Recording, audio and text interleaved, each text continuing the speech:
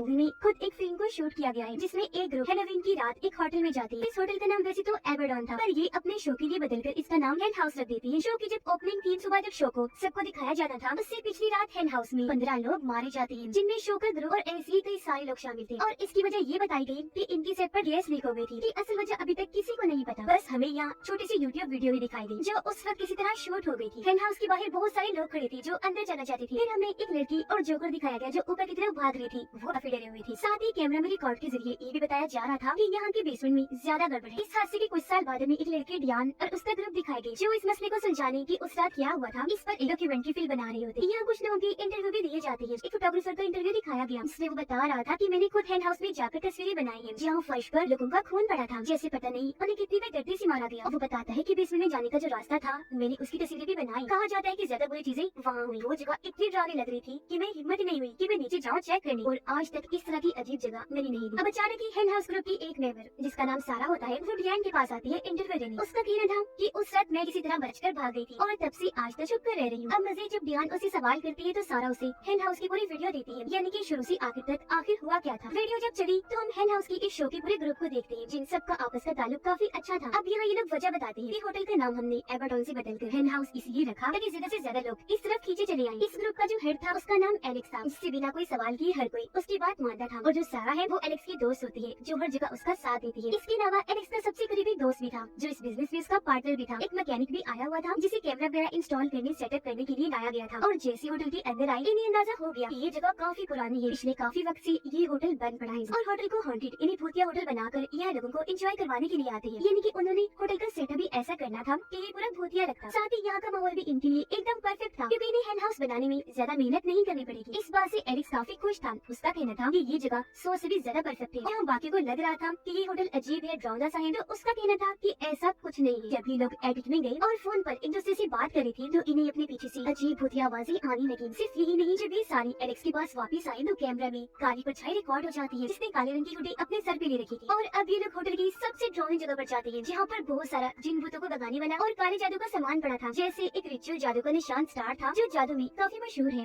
इसके अलावा कई सारी क्लॉज थी, जगह जगह बाइबल पड़ी हुई थी। पर ये सब देखकर एलेक्स कहता है कि डरने वाली कोई बात नहीं, ऐसा वैसा कुछ नहीं है। बाद में मैकेनिक और उसके साथी ने जगह जगह कैमरास को सेट कर दिया था ताकि हर चीज पर नजर रखी जा सके। पर यहाँ एक मसला था कि ये बेसमेंट में कैमरा नहीं लगा सकते थे, तो ये लोग फैसला करते हैं कि शो वाले दिन वहाँ किसी एक्टर या एक्ट्रेस को बिठा देंगे ताकि वो वहाँ नजर रख सके। और बस इसी के साथ यह भूतिया चीजें होना शुरू हो जाती है, जैसे कि दरवाजे अपने आप ही खुलने और बंद होने लगते हैं। कैमरा रिकॉर्डिंग में बार बार कोई परछाई गुजरती है। इसके अलावा जब मैकेनिक अपनी वीडियो बना रहा था तो उसे अपने पीछे भी एक परछाई खड़ी हुई दिखती है। उसने पीछे मुड़कर देखा तो उसे लगा कि सारा होगी। अब एलेक्स अपने शो के लिए 2 एक्ट्रेस और एक एक्टर को चुनता है। इनमें से 2 जिनको बेसमेंट के लिए चुना गया था उन्हें वहाँ ले जाया गया। एक्ट्रेस यहाँ इस होटल की भयानक तारीख के बारे में बताती है कि होटल के मालिक ने एक दिन अपने कुछ लोगों के साथ यहाँ अपनी जान लेनी थी, क्योंकि कहा जाता है कि वो यहाँ एक शैतानी कल्ट ग्रुप को चला रहा था और उसने ये होटल किसी खास मकसद के लिए बनाया था। जो मकसद था कि बाइबल में कई जगह एबरडॉन को डीमन यानी शैतान बताया गया है जो हेल जहन्नुम के रास्ते का गार्ड है, वहाँ की देखभाल करता है। होटल का मालिक हेल का वो रास्ता बेसमेंट में खोलना चाहता था, इसलिए उसने इस होटल का नाम भी एबरडॉन उस डीमन के नाम पर ही रखा था। होटल के मालिक के ऊपर कई सारे मेहमानों को गायब करने का इल्जाम था, पर वो हमेशा बच जाया करता था। ना कुछ सुनने की बात भी एलेक्स यही कहता रहता है कि ये बस अफवाहें हैं। अब मैकेनिक को एक जोकर नजर आया जो बेसमेंट की तरफ जा रहा था, जिसे देखकर उसकी हालत खराब हो गई। पर जब उसने बेसमेंट की तरफ देखकर दोबारा जोकर को देखा तो अब वो मैकेनिक को ही देख रहा था, यानी कि वो जिंदा था जो उसे डराने की कोशिश कर रहा था। मैकेनिक को लगता है कि ये मेरे साथी की शरारत है। सच पता करने के लिए जब वो बेसमेंट में आया तो अब वहाँ एक नहीं 3 जोकर थी जो एक जैसी पोजीशन में बैठे हुए थे। जो चीज काफी अजीब थी वो बोर्ड टाइप किया। ये देखकर उसकी हालत इतनी खराब हो गई कि वो जल्दी से कूदकर बाहर आ गया। उसे उल्टियाँ होने लगी थी, दरवाजे अपने आप ही खुल रहे थे, बंद हो रहे थे। अब वो सारी बातें जाकर एलेक्स को बताता है, पर उसने तो हर बार की तरह इस बार भी इस पे यकीन करने से साफ साफ मना कर दिया। उल्टा वो मैकेनिक को ही झुठला देता है, जिससे यहाँ उसका ये चेहरा भी सामने आता है कि एलेक्स कितना खुद गर्ज है। उसे सिर्फ अपनी और इस कंपनी की बड़ी है, उसे अपने बाकी ग्रुप की कोई परवाह नहीं थी। अब एक रात इन्हें फिर से जोकर दिखाई दिया जो वही बेसमेंट वाले रास्ते पर खड़ा था, नीचे जाने की कोशिश कर रहा था। एलेक्स के दोस्त ने जब उसे देखा तो अजीब तो लगा, पर छूने पर वो सिर्फ स्टैचू ही था, इसलिए वापस उसे उसकी जगह पर ही रख आता है, यानी बेसमेंट में। लेकिन अब वो सारा को बड़ी अजीब हालत में देखता है। वो दीवार के पास जाकर किसी से बातें कर रही थी और लफ्जों को उल्टा बोल रही थी। ये देखकर एलेक्स का दोस्त फौरन उसके पास आकर सारा को संभालता है, जिससे वो वापस अपने होश में आ गई। ये लोग देखते हैं कि जोकर को जहाँ इन्होंने रखा था वो अब वहाँ पर है ही नहीं, जो चीज काफी चुका देने वाली थी। पर इसे नजरअंदाज करके ये जो वापस आ रही थी तो देखते हैं कि डाइनिंग टेबल पर इनके लिए खाना सजा हुआ है और वो जोकर इनके लिए खाने पर इंतजार कर रहा है। वो सामने खड़ा था, जो चीज काफी डरावनी थी। अब इस सब की वजह से लोग अगले दिन एलेक्स को ढूंढते हैं, पर वो इन्हें कहीं नहीं मिलता। इन्होंने जब उसका कमरा चेक किया तो वहाँ एक डायरी मिलती है जिस पर एलेक्स ने बेसमेंट वाले रिचुअल के निशान, जोकर, उल्टी क्रॉस और न जाने क्या क्या बनाया हुआ था। कई सारे मंदिर भी लिखी हुई थी। फिर सारा एलेक्स को ढूंढ लेती है और रोती हुई उसे सब कुछ बताने लगी कि मुझे यहाँ बहुत डर लग रहा है, ये जगह बहुत अजीब है। अब इनके शो की 3 दिन रह गई थी, पर मैकेनिक को अजीब लग रहा था। वो चाहता था कि इस शो को लोगों के सामने ना हिलाया जाए, वरना बहुत गलत होगा, जिस वजह से उसे काफी परेशानी हो रही थी। अब रात को जब वो सो रहा था तो उसे डरावनी आवाज सुनाई दी, इस वजह से उसकी आंख खुल गई। वहाँ एक डरावनी भूत लड़की थी जो उसे ही देख रही थी, जिसकी आंखें सफेद थी, चेहरे पर कर्ज की भयानक निशान थी, जो अब धीरे धीरे करके मैकेनिक के पास आने लगी। वो बहुत डर गया, अपने ऊपर चादर ओढ़ लेता है इस उम्मीद के साथ कि वो यहाँ से चली जाएगी और ये चादर मुझे बचा ले। पर अब जैसे उसने थोड़ी सी चादर हटाकर देखी, वो डरावनी लड़की मैकेनिक के काफी करीब आ चुकी थी और अब अचानक उस पर हमला कर देती है, जिससे कैमरा की वीडियो यही खराब हो जाती है। अब काफी देर से क्योंकि मैकेनिक का अता पता नहीं था, इसीलिए उसका साथी कमरे में जाकर चेक करता है, पर वहाँ कोई भी नहीं था। ये बात आकर उसने एलेक्स को बताई और अब जब ये मैकेनिक को कॉल करने की कोशिश करते हैं तो आगे से भी जोरदार डरावनी आवाज सुनाई देती है, जिस वजह से इन्हें परेशानी होने लगी। पता नहीं मैकेनिक कहाँ चला गया। उसे ढूंढने के लिए अभी सीधा बेसमेंट में चले जाती है। मैकेनिक का साथी फ्रीजर रूम में जाता है इस उम्मीद के साथ कि मैकेनिक वहाँ गया होगा, और उसने जैसे दरवाजा खोला, अंदर मैकेनिक तो नहीं बल्कि 3 जोकर थे, जिनके चेहरों का रुख इन्हीं की तरफ था। वो इन्हें खोल रहे थे, पर अब इन्हें यहाँ मैकेनिक भी मिल ही जाता है, पर काफी अजीब हालत में, क्योंकि वो गर्दन झुकाए चुपचाप बैठा था जैसे किसी के कंट्रोल में हो। अब ये देखकर एलेक्स ने भी कह ही दिया कि हमें डराने के लिए ये सब मैकेनिक कह रहा है, लेकिन बस एक चीज मैं मानता हूँ, जो है जोकरों की सर। टेक्निकली तौर पर ये वाकई नहीं मुड़ सकती। ये सुनकर मैकेनिक का साथी एलेक्स पर भड़क गया, कहता है कि मैं तंग आ चुका हूँ, मुझे अब यहाँ काम नहीं करना, अब मैं जा रहा हूँ। जो कहकर वो यहाँ से बाहर चल दिया, जिसके पीछे पीछे एलेक्स का दोस्त भी जाता है। वो मैकेनिक के साथी को एक ऐसी राज की बात बताता है जो सुनकर मैकेनिक का साथी चौंक भी गया और फिर से काम करने के लिए राजी भी हो गया। पर आखिर में इन्होंने ये भी कहा कि सच में एलेक्स ने हमारी जिंदगी बर्बाद कर दी, इसमें अब हम कुछ भी नहीं कर सकते। यहाँ हमने नोटिस किया कि जब से मैकेनिक बेसमेंट से वापस आया, वो अपने बिस्तर से ही नहीं उठा, वो वही पड़ा रहता है। जिसके बाद आखिर शो वाली रात आ ही गई, यानी कि अब सिर्फ कुछ ही घंटे रह गए थे हेल हाउस की ओपनिंग में। बाहर बहुत सारी ऑडियंस की भीड़ लगी हुई थी जो इस शो का हिस्सा बनने आई थी। इन लोगों के लिए एलेक्स और एक एक्ट्रेस बाहर आती है और अपने शो में इनका वेलकम करती है। और अब हम यहाँ पर फिर से शुरुआत वाले सीन में आ जाते हैं, जहाँ कुछ लोगों ने यूट्यूब की वीडियो बनाई थी। ये वहाँ की फुल वीडियो है। एलेक्स एक्ट्रेस को उस स्टार वाले निशान के सामने बांध देता है और सामने एक्टर को जोकर बनाकर बैठा देता है, ताकि वो हर चीज पर नजर रख सके और एक्ट्रेस की भी देखभाल कर सके। अब सारे लोग हेल हाउस में आना शुरू हो गए, जबकि एक्टर जो जोकर बना हुआ था वो बेसमेंट से बाहर आता हुआ दिखता है, जो बेहद डरा हुआ था। और यहाँ हैरान करने वाली बात ये कि इसकी 9 दिन बाद उसकी लाश अपने कमरे में से मिली थी। सारा भी डरी हुई ऊपर भाग रही थी, जिसे हमने शुरुआत में भी देखा था। अब बेसमेंट में हमने देखा कि वहाँ एक अजीब सा इंसान आया है, जिसका चेहरा